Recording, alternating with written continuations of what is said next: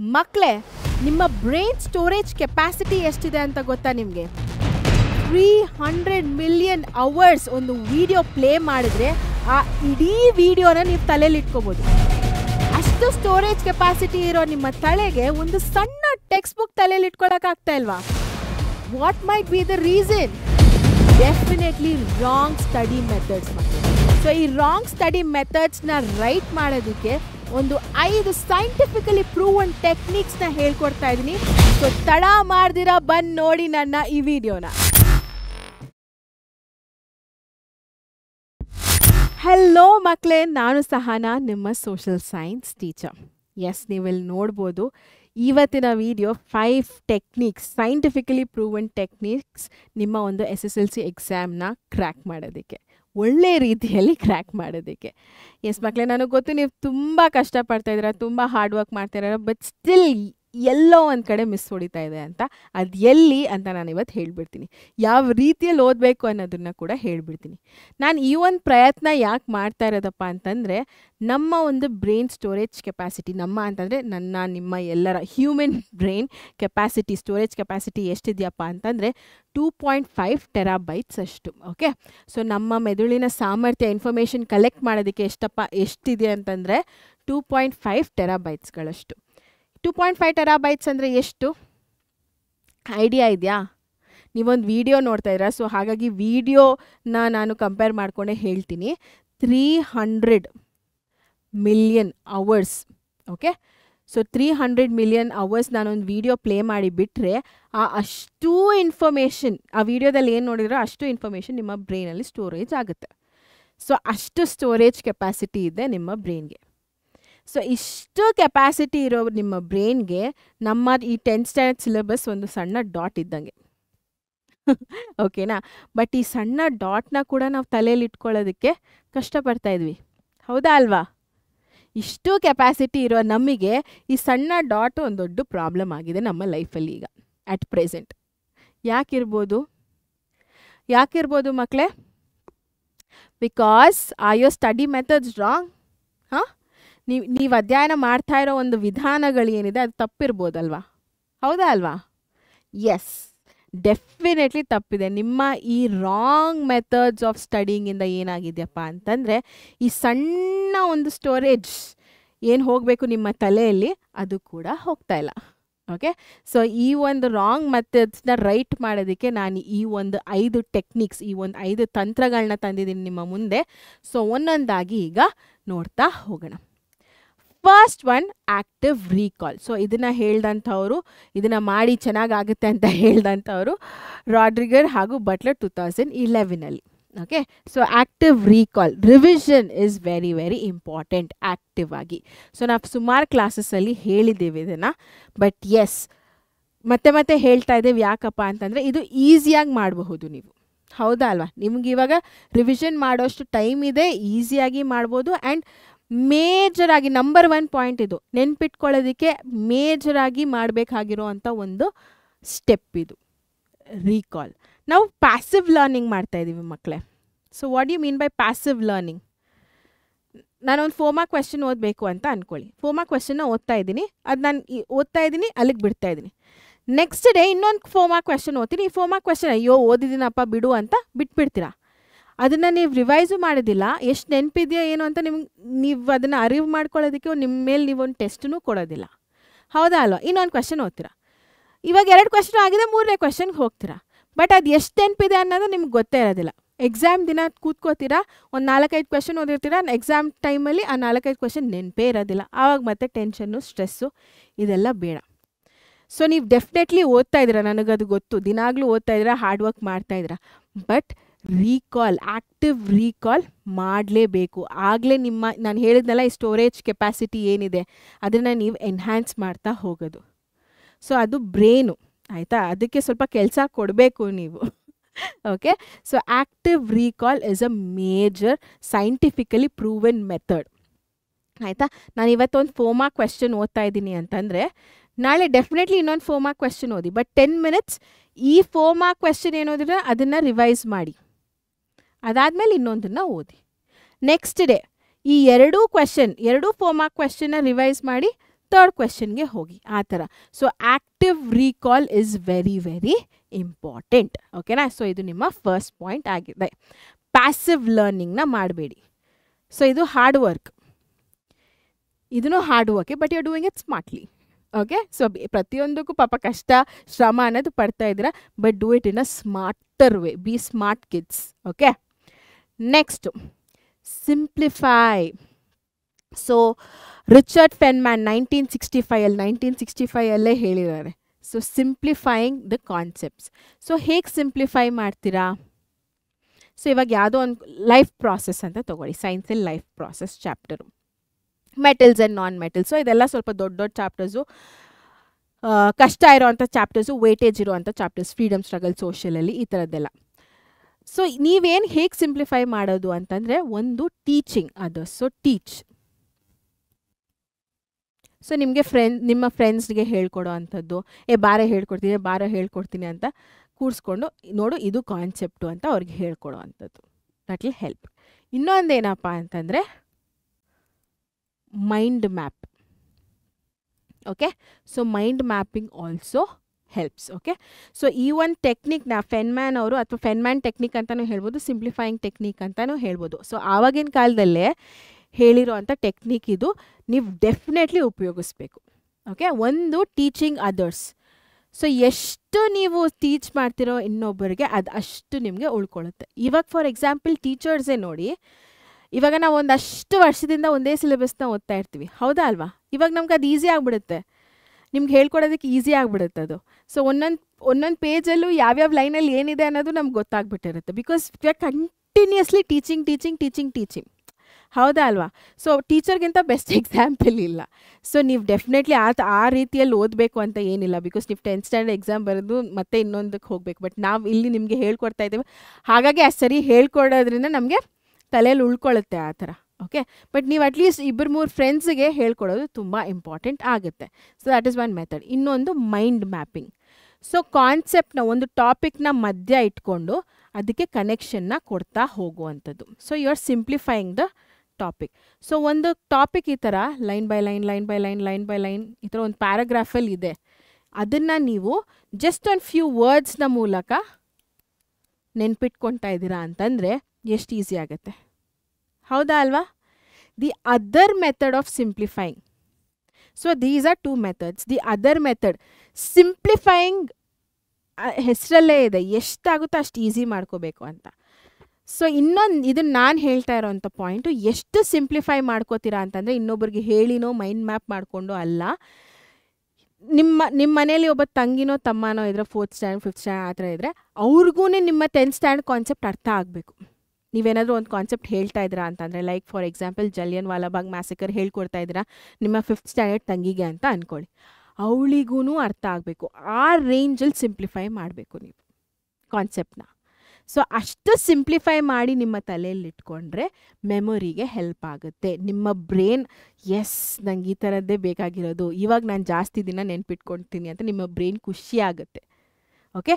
ಆ ರೇಂಜಿಗೆ ಸಿಂಪ್ಲಿಫೈ ಮಾಡಬೇಕು. ಓಕೆ? ಸೊ ಸಿಂಪ್ಲಿಫೈಯಿಂಗ್ ಮೆಥಡ್ಸಲ್ಲಿ teaching others and mind mapping ಎರಡೂ ನೀವು ನೆನ್ಪಿಟ್ಕೊಂಡಿರ್ಬೋದು. ಬಟ್ ಯಾವ ರೇಂಜಿಗೆ ಸಿಂಪ್ಲಿಫೈ ಮಾಡಬೇಕು ಅಂತಂದರೆ, ನೀವು ಯಾರಾದರೂ ಒಬ್ಬ 5th ಸ್ಟ್ಯಾಂಡರ್ಡ್ 4th ಸ್ಟ್ಯಾಂಡರ್ಡ್ ಸ್ಟೂಡೆಂಟ್ಗೆ ಹೇಳಿದ್ರೂ ಅವ್ರಿಗೆ ಅರ್ಥ ಆಗಬೇಕು. ಆ ರೇಂಜಿಗೆ ಸಿಂಪ್ಲಿಫೈ ಮಾಡಬೇಕು. Okay? So that is the second technique. Next technique, Pomodoro technique, Francesco Cirillo. So ಇದನ್ನು ನಾವು ಸುಮಾರು ಸತಿ ಆಲ್ಮೋಸ್ಟ್ ಎಲ್ಲ ಕಡೆ ಹೇಳಿದ್ವಿ. ಪೊಮೊಡೋರೋ ಟೆಕ್ನಿಕ್ 1980 ಬಂದಿರೋ ಅಂಥದ್ದು. ಸೊ ಸೆಟ್ಸ್ ಮಕ್ಕಳೇ, ಲೈಕ್ ಫಾರ್ ಎಕ್ಸಾಂಪಲ್ 1 hour ಅಂತ ಅಂದ್ಕೊಳ್ಳಿ. ಸೊ 45 minutes ಓದ್ತಾ ಇದ್ದೀರಾ, 10 minutes ರಿವೈಸ್ ಮಾಡ್ತಾ ಇದ್ದೀರಾ, 5 minutes ಬ್ರೇಕ್ ತೊಗೋತಾ ಇದ್ದೀರಾ. ಓಕೆನಾ? ಸೊ ಇದನ್ನು ನಿಮ್ಗೆ ಎಷ್ಟು ಸೆಟ್ಸ್ ಆಗುತ್ತೋ ಅಷ್ಟು ಸೆಟ್ಸು. 2 sets ಮಾಡ್ತೀರಾ, 3 sets ಮಾಡ್ತೀರಾ, 4 sets ಮಾಡ್ತೀರಾ. ನಿಮ್ಗೆ ಎಷ್ಟು ಅವರ್ಸ್ ಇದ್ರೆ, 1 hour ಇದ್ದರೆ, 2 hour ಇದ್ದರೆ, 3 hours ಇದೆ, 4 hours ಇದೆ, ಅದ್ರ ಪ್ರಕಾರ ನೀವೇನು ಮಾಡಿ ಈ ಥರ ಸೆಟ್ಸ್ನ ಮಾಡ್ಕೊಂಡು ಹೋಗಿ. ಈ ಥರ ಮಾಡಿದ್ರೆ ನೀವು ಓದ್ತಾ ಇದ್ದೀರಾ, ರಿವಿಷನ್ ಮಾಡ್ತಾ ಇದ್ದೀರಾ, ಬ್ರೇಕು ತೊಗೋತಾ ಇದ್ದೀರಾ. ಬ್ರೇಕ್ ಅನ್ನೋದು ನಿಮ್ಮ ಬ್ರೈನ್ಗೆ ತುಂಬ ಇಂಪಾರ್ಟೆಂಟ್ ಆಗುತ್ತೆ. ನಿಮ್ಮ ಬಾಡಿಗೆ ಹೇಗೆ ರೆಸ್ಟ್ ತೊಗೋತೀರಾ? ಅಮ್ಮ ಏನಾದರೂ ಕೆಲಸ ಮಾಡೋ, ಅಮ್ಮ ಕಾಲು ನೋವಮ್ಮ, ಕೈ ನೋವಮ್ಮ, ರೆಸ್ಟ್ ಬೇಕು ಅಂತ ಹೇಳ್ತೀರಲ್ವ, ಹೌದಾ ಅಲ್ವಾ? ಅದೇ ರೀತಿ ಬ್ರೈನು ಕೂಡ ರೆಸ್ಟ್ ಮಾಡಬೇಕು. ನೀವು ಒಂದೇ ಸಮ ಒಂದು 4 ಅವರ್ ಇಟ್ಕೊಂಡು 4 ಅವರು ಬುಕ್ ತೆಗೆದು ಓದಿ ಓದಿ ಓದಿ ಓದಿ ಆ ಬ್ರೈನ್ ಏನಾಗಬೇಕು ಮಕ್ಕಳೇ ಪಾಪ. ಲಾಸ್ಟಿಗೆ ಓದಿರೋದು ಏನು ನೆನಪಿರೋದಿಲ್ಲ, 4 ಅವರು ವೇಸ್ಟ್ ಆಗುತ್ತೆ. ಸೊ ಆ ಥರ ಕೆಲಸನ ಇಟ್ಕೋಬೇಡಿ. So Pomodoro technique is one of the best technique ನೀವು ರಿಫ್ರೆಶ್ಡ್ ಆಗಿ ಇರೋದಕ್ಕೆ, ಓದಿರೋದೆಲ್ಲ ಇನ್ನಷ್ಟು ಜಾಸ್ತಿ ಎನ್ಹ್ಯಾನ್ಸ್ಡ್ ಆಗಿ ನೆನಪಿರೋದಕ್ಕೆ. Okay, so Pomodoro technique one of my favourite techniques also. So 45 minutes studying, 10 minutes revision, 5 minutes break. ಯಾವುದೇ ಒಂದು ಕಾನ್ಸೆಪ್ಟ್ ಓದಿದ್ರಿ, ಮ್ಯಾಥ್ಸಲ್ಲಿ ಯಾವುದೋ ಒಂದು ಥಿಯರಮ್ ಓದ್ತಾ ಇದ್ದೀರಾ, 45 ನಿಮಿಷ ತೊಗೊಳ್ಳಿ. ಒಂದು ಥಿಯರಮ್ಗೆ 45 ನಿಮಿಷ ಬೇಕೋ ಬೇಡವೋ ನನಗೆ ಗೊತ್ತಿಲ್ಲ, but it depends on you. ಕಷ್ಟ ಆದರೆ ಬೇಕಾಗುತ್ತೆ, ಬೇಡ ಅಂತಂದರೆ 2 ಥಿಯರಮ್ಸ್ನ ಓದಿ, ಡಿಪೆಂಡ್ಸ್ ಆನ್ ಯು. ಓಕೆನಾ? ಸೊ 10 ಮಿನಿಟ್ಸ್ ರಿವಿಷನ್ ಮಾಡಿ, 5 ಮಿನಿಟ್ಸ್ ಬ್ರೇಕ್ ತೊಗೊಳ್ಳಿ. 5 ಮಿನಿಟ್ಸ್ ಬ್ರೇಕಲ್ಲಿ ನಾನು ಇಲ್ಲಿ ನಿದ್ದೆ ಸಿಂಬಲ್ ಎಲ್ಲ ಹಾಕಿದ್ದೀನಿ. ನಿದ್ದೆನೇ ಮಾಡಬೇಕು ಅಂತ ಅಲ್ಲ, ಸೊ ಒಂದು ಸ್ವಲ್ಪ ಮೆಡಿಟೇಷನ್ ಮಾಡೋದು, ಅಮ್ಮನ ಹೋಗಿ ಯಾವಾಗಲೂ ತೀಟೆ ಮಾಡ್ದಂಗೆ ಅಮ್ಮನಿಗೆ ಹೋಗಿ ತೀಟೆ ಮಾಡೋ ಅಂಥದ್ದು, ಅಥವಾ ಒಂದು ಫ್ರೆಶ್ ಏರ್ ತೊಗೊಂಡು ಬರೋ ಅಂಥದ್ದು, ಒಂದು ವಾಕಿಗೆ ಹೋಗೋ ಅಂಥದ್ದು. All of these things you can do. ಓಕೆನಾ ಮಕ್ಕಳೇ? ಎಸ್ ಮಕ್ಕಳೇ. So 4th one spaced repetition. So ಇದೊಂದು ಹೊಸ ಕಾನ್ಸೆಪ್ಟ್ ನಿಮಗೆ. ಸ್ಪೇಸ್ಡ್ ಅಂದಿದ ತಕ್ಷಣ ಏನು ಮಕ್ಕಳೇ? ಗ್ಯಾಪ್. ಹೌದಾ ಅಲ್ವಾ? ಒಂದು ಗ್ಯಾಪ್ ಕೊಡೋ ಅಂಥದ್ದು. Like for example Gandhian era. ನಾನು ಸೋಷಿಯಲ್ ಎಕ್ಸಾಂಪಲ್ಸೇ ಕೊಡ್ತಾ ಇದ್ದೀನಿ. ಗಾಂಧಿಯನ್ ಎರಾ ಡೇ 1, ನಾನು ಈ ಗಾಂಧಿಯನ್ ಎರಾನ ಕೂತ್ಕೊಂಡು 2 ಅವರ್ ಓದ್ತಾ ಇದ್ದೀನಿ. ಓಕೆನಾ? ಡೇ 2 ಏನು ಮಾಡ್ತೀನಿ? ಇದೇ ಗಾಂಧಿಯನ್ ಎರಾ ತೊಗೊಂಡು ಓದಕ್ಕೆ ಶುರು ಮಾಡ್ತೀನಿ. ಬಟ್ ನನಗೆ ಅರಿವಾಗುತ್ತೆ ನನಗೆ ಆ್ಯಕ್ಚುಲಿ ಬರೀ 50% ನೆನಪಿರೋದು, ಇನ್ನು 50% ಏನೂ ನೆನಪಿಲ್ಲ ಅಂತ. ಓಕೆ, ಸೊ 50% ನೆನಪಿರೋದು, 50% ಏನೂ ನೆನಪಿಲ್ಲ ನನಗೆ. ಸೊ ಹಾಗಾಗಿ ನಾನು ಟೈಮಿಂಗ್ಸ್ನ ಇನ್ಕ್ರೀಸ್ ಮಾಡ್ತೀನಿ, 3 ಅವರ್ಸ್ ಮಾಡ್ತೀನಿ. ಡೇ 3 ಇವಾಗ ಏನಾಯ್ತಪ್ಪ ಅಂತಂದರೆ 3 ಅವರ್ಸ್ ಕೂತ್ಕೊಂಡು ಓದಿದ್ದೀನಿ ನಾನು, ಬಟ್ ಸ್ಟಿಲ್ ನನಗೆ ಇನ್ನಷ್ಟು ನೆನಪಾಗ್ತಾ ಇಲ್ಲ, ಬರೀ 30% ನೆನಪಾಗ್ತಾ ಇರೋದು, ಇಲ್ಲ ಅಟ್ಲೀಸ್ಟ್ 50% ನೆನಪಾಯಿತು. ಡೇ 3ಗೆ ಇವಾಗ ಏನಾಗಿದೆ? ಬರೀ 30% ನೆನಪಾಗ್ತಾ ಇರೋದು, 70% ಮರ್ತೋಗ್ತಾ ಇದೆ. ಸೊ ನಾನು ಏನು ಮಾಡ್ತೀನಿ? 4 ಅವರ್ಸ್ ಕೂತ್ಕೊಂಡು ಓದ್ತೀನಿ. ಡೇ 4 ಏನಾಯ್ತು ಇವಾಗ? ಸೊ ನಾನು ಡೇ 1 ಓದಿದ್ದೀನಿ, ಡೇ 2 ಓದಿದ್ದೀನಿ, ಡೇ 3 ಓದಿದ್ದೀನಿ. ಸೊ ಡೇ 4 ಅಷ್ಟೊತ್ತಿಗೆ ನನ್ನ ಬ್ರೈನ್ಗೆ ಇವಾಗ ಸ್ವಲ್ಪ ಹೋಗಿದೆ. ಸೊ ನಾನು ಇಷ್ಟೆಲ್ಲ ಟೈಮ್ ಸ್ಪೆಂಡ್ ಮಾಡಿ ರಿವಿಷನ್ ಎಲ್ಲ ಮಾಡಿದ್ದೀನಿ. ಸೊ 90% ನೆನಪಿದೆ. ಸೊ ನಾನು ಇವಾಗ ಏನು ಮಾಡ್ತೀನಿ? ಬರೀ 1 ಅವರ್ ಕೂತ್ಕೊಂಡು ರಿವಿಷನ್ನ ಮಾಡ್ತೀನಿ. ಯಾವ ಟಾಪಿಕ್ ಬರಲ್ವೋ ಆ 10% ಜೊತೆಗೆ ರಿವಿಷನ್ನ ಮಾಡ್ತೀನಿ. ಡೇ 5 ಅಷ್ಟೊತ್ತಿಗೆ ಪರ್ಫೆಕ್ಟ್ ಆಗಿಬಿಟ್ಟಿದ್ದೀನಿ. ಒಂದು ½ ಅವರ್ ಕೂತ್ಕೊಂಡು ಓದಿದ್ರೆ ಪೂರ್ತಿ ರಿವಿಷನ್ ಆಗೋಯ್ತು. ರಿವಿಷನ್ ಅರ್ಥ ಆಯ್ತಾ? ಸೊ ಇದನ್ನು ನಾನು ಸ್ಪೇಸ್ಡ್ ರಿಪಿಟೇಷನ್ ಅಂತ ಹೇಳೋದು. ಒಂದು ಕಾನ್ಸೆಪ್ಟನ್ನ ತಗೋತೀನಿ, ಅದನ್ನು ಓದ್ತೀನಿ. ನೆಕ್ಸ್ಟ್ ಡೇ ಎಷ್ಟು ನೆನಪಿಲ್ವೋ, ಎಷ್ಟು ನೆನಪಿದೆ ಎಷ್ಟು ನೆನಪಿಲ್ಲೋ ಅದ್ರ ಪ್ರಕಾರ ನಾನು ನನ್ನ ಟೈಮಿಂಗ್ಸ್ನ ಇನ್ಕ್ರೀಸ್ ಮಾಡ್ತಾ ಹೋಗ್ತೀನಿ. ಸೊ ಸೆಕೆಂಡ್ ಡೇಗೆ ಇನ್ನು 3 ಅವರ್ಸ್ ಮಾಡಿಕೊಂಡೆ, ಆಮೇಲೆ 3rd ಡೇಗೆ 4 ಅವರ್ಸ್ ಮಾಡಿಕೊಂಡೆ. 4th ಡೇ ಅಷ್ಟೊತ್ತಿಗೆ I was very confident. So I drop down to 1 hour. ಓಕೆನಾ? ಆ್ಯಂಡ್ ಡೇ 5ಗೆ ಪರ್ಫೆಕ್ಟ್ಲಿ ಫೈನ್. ಸೊ ಹಾಗಾಗಿ ಬರೀ ಅರ್ಧ ಗಂಟೆಯಲ್ಲಿ ಕಂಪ್ಲೀಟ್ ಗಾಂಧಿಯನ್ ಎರಾ ಏನಿದೆ ರಿವಿಷನ್ನ ಮಾಡಿ ಮುಗಿಸ್ಬಿಟ್ಟೆ. ಸೊ ಇದನ್ನು ನಾನು ಸ್ಪೇಸ್ಡ್ ರಿಪಿಟೇಷನ್ ಅಂತ ಹೇಳೋದು. ಓಕೆನಾ ಮಕ್ಕಳೇ?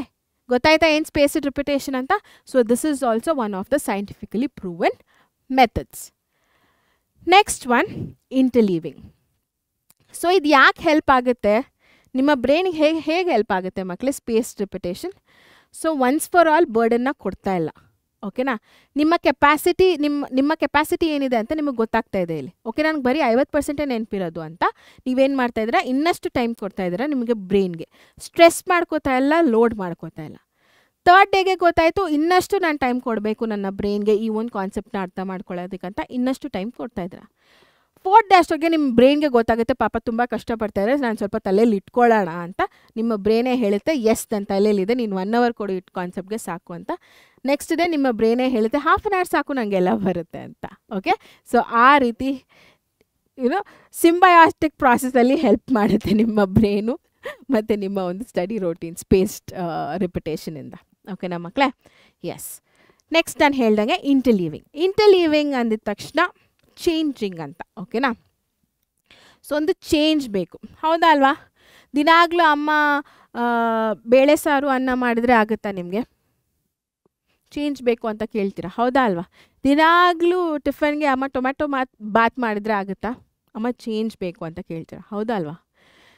ನಿಮ್ಮ ಟೇಸ್ಟ್ ಬಡ್ಸ್ಗೆ ಹೇಗೆ ಚೇಂಜ್ ಬೇಕೋ, ನಿಮ್ಮ ಇವಾಗ ಒಂದೇ ಕಡೆ ಇವಾಗ ಎವ್ರಿ ಸಂಡೇ ನಿಮಗೆ ಹೊರಗಡೆ ಹೋಗೋ ಒಂದು ಪ್ಲ್ಯಾನ್ ಇದೆ ಅಂತಂದರೆ ಯಾವಾಗಲೂ ಯಾವುದೋ ಒಂದು ಮಾಲ್ಗೆ ಹೋಗಿದ್ರೇ ಆಗುತ್ತಾ? ಒಂದಿನ ಥಿಯೇಟ್ರಿಗೆ ಹೋಗಬೇಕು ಅಂತ ಅನಿಸುತ್ತೆ, ಇನ್ನೊಂದು ದಿನ ಸುಮ್ಮನೆ ಶಾಪಿಂಗ್ ಹೋಗಬೇಕು ಅಂತ ಅನಿಸುತ್ತೆ, ಹೌದಾ ಅಲ್ವಾ? ನಿಮ್ಮ ಇಂಟ್ರೆಸ್ಟ್ ಬೇರೆ ಬೇರೆ ಇದೆ, ಹೌದಾ ಅಲ್ವಾ? ಬೇರೆ ರೀತಿಯಾದಂಥ ಒಂದು ಜಾಗಗಳು ನೋಡಬೇಕು, ಬೇರೆ ರೀತಿಯಾದಂಥ ಒಂದು ತಿಂಡಿಗಳನ್ನ ನೋಡಬೇಕು, ತಿನ್ನಬೇಕು. ಈ ಥರ ಎಲ್ಲ ಇದ್ದರೆ ನಿಮ್ಮ ಬ್ರೈನು ಕೂಡ ಒಂದು ಚೇಂಜ್ ಬೇಕಾ ಬೇಡವಾ? ನೀವು ನನಗೆ ಮ್ಯಾಥ್ಸ್ ಕಷ್ಟ ಅಂತ 3 ಹೊತ್ತು ಬರೀ ಮ್ಯಾಥ್ಸ್ ಇಟ್ಕೊಂಡಿದ್ರೆ ನಿಮ್ಮ ಬ್ರೈನ್ಗೆ ಅದು ಇಷ್ಟ ಆಗೋದಿಲ್ಲ ಮಕ್ಕಳೇ. It will ask for a change. So changing the topic is very very important, ಓಕೆನಾ? ಸೊ ಮ್ಯಾಥ್ ಓದ್ತೀರಾ, ಅದಾದಮೇಲೆ ಇಂಗ್ಲೀಷ್ ಓದ್ತೀರಾ, ಅದಾದಮೇಲೆ ಸೈನ್ಸ್ ಓದ್ತೀರಾ, ಓಕೆನಾ? ಅದಾದಮೇಲೆ ಸೋಷಿಯಲ್ ಓದ್ತೀರಾ. ಸೊ ಈ ಥರ ರ್ಯಾಂಡಮಾಗಿ ನಾನು ಕೊಡ್ತಾ ಇರೋದು. ಬಟ್ ತುಂಬ ಕಷ್ಟ ಇದೆಯಾ ಮ್ಯಾಥ್ಸು? 3 ಅವರ್ಸ್ ಕೊಡಿ. ಸೂಪರ್ ಈಸಿನಾ? ಹಾಫ್ ಆನ್ ಅವರ್ ಕೊಡಿ. ಸೈನ್ಸು ಸ್ವಲ್ಪ ಕಷ್ಟನಾ? 1.5 ಅವರ್ಸ್ ಕೊಡಿ. ಸೋಷಿಯಲ್ಲು ಒಂದು ಸ್ವಲ್ಪ ತುಂಬಾ ಈಸಿ ಮೇಡಮ್, 1 ಅವರ್ ಕೊಡಿ. ಆ ಥರ ನಿಮ್ಮ ಒಂದು ಸ್ಕೆಡ್ಯೂಲ್ ಏನಿದೆ ಅದನ್ನು ನಿಮ್ಮ ಕಷ್ಟದ ಲೆವೆಲ್ಸ್ ಜೊತೆಗೆ ಡಿವೈಡ್ ಮಾಡ್ಕೊಳ್ಳಿ. ಒಟ್ಟಿನಲ್ಲಿ ಓದಿ. ಇಂಗ್ಲೀಷ್ ತುಂಬ ಈಸಿ, ನಾನು ಓದೋ ಅವಶ್ಯಕತೆನೇ ಇಲ್ಲ ಅಂತ ಅನಿಸಿದ್ರೂ ಒಂದು ಅರ್ಧ ಗಂಟೆ ಕೊಡಿ. ಅರ್ಥ ಆಯ್ತಾ ಮಕ್ಕಳೇ?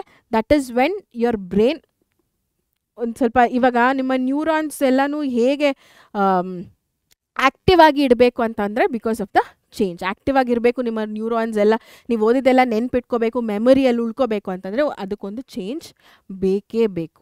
ಸೊ ಆ ಚೇಂಜ್ ಇವಾಗ ನಿಮ್ಮ ಒಂದು ಸಿಚುವೇಷನಲ್ಲಿ ನೀವು ಹೇಗೆ ಕೊಡ್ತೀರಪ್ಪ ಅಂತಂದರೆ ಡಿಫ್ರೆಂಟ್ ಸಬ್ಜೆಕ್ಟ್ಸ್ನ ಓದಿ, ಓಕೆನಾ? That is what is called as interleaving. ಅರ್ಥ ಆಗ್ತಾ ಇದೆಯಾ ಮಕ್ಕಳೇ? ಸೊ ಈ 5 ಕಾನ್ಸೆಪ್ಟ್ಸ್ ಅರ್ಥ ಆಯ್ತಾ? ಹೇಗೆ ರಿವಿಷನ್ ಮಾಡೋದು, ಆ್ಯಕ್ಟಿವ್ ರೀಕಾಲನ್ನು ಮಾಡೋದು, ಪೊಮೊಡೋರೊ ಟೆಕ್ನಿಕ್ ಹೇಗೆ ಮಾಡೋದು, ಸ್ಪೇಸ್ ರಿಪಿಟೇಷನ್ ಹೇಗೆ ಮಾಡೋದು, ಕಾನ್ಸೆಪ್ಟ್ಸ್ನ ಸಿಂಪ್ಲಿಫೈ ಹೇಗೆ ಮಾಡೋದು, ಆ್ಯಂಡ್ ಲಾಸ್ಟ್ನ ಇಂಟರ್ಲೀವಿಂಗ್ ಹೇಗೆ ಮಾಡೋದು ಅಂತ.